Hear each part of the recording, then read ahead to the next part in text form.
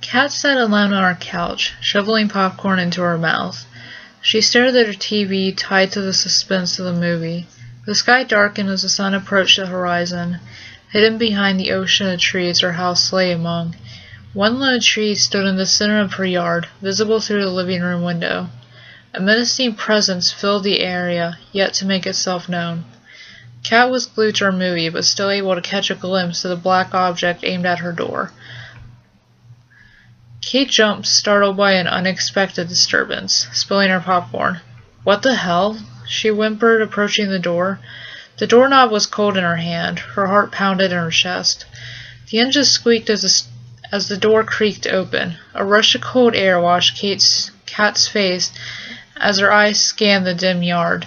Nothing could be seen. Nothing made a sound. She slowly shut the door, then cleaned up the popcorn.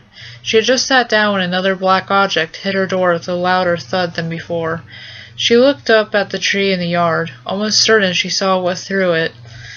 Kat sat there watching the tree, waiting for something to happen. "It's just some kids," she thought. "Nothing to worry about." She quickly made herself comfortable and began to turn on another movie. Minutes passed and another thud shattered the silence, shaking the door. Kat reached for the lock and quickly shut the blinds. "They'll go away," she said, but grabbed a knife to calm her nerves and give her a sense of security. Tap, tap, tap. She heard light pecking on the living room window. The pecking grew louder, faster.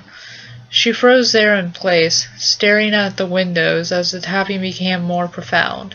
She was afraid to investigate, but brave enough to stand her ground. Her home was small and every hiding place would be too predictable. Besides, she didn't want to hide. She wanted to see it coming instead of cowering in fear.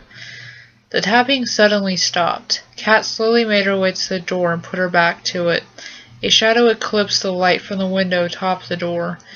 She stood just out of sight, holding her breath. With her back pressed against the wood, she could feel it knocking, 3 times, softly. Kat could hear the galloping beat of her heart in her head. Her anxiety raised to the peak. 3 more knocks hit the door, harder this time. "Let me in." A hoarse whisper slipped through the door and into Kat's ears. She bit her lip, tears filling her eyes. Another 3 knocks erupted, furious now. "Let me in," a now angry voice ordered.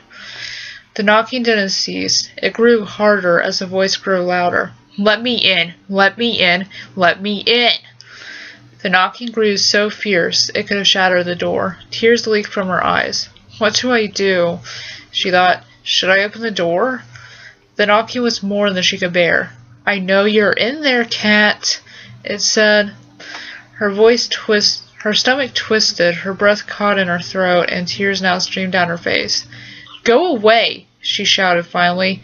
"Let me in," it screamed in response. "Leave me alone," she cried. The voice and the knocking echoed in her head, making her more nauseous than before. Reaching for the lock hesitantly, she sucked up her tears and held her breath, unlocking the door and throwing it open.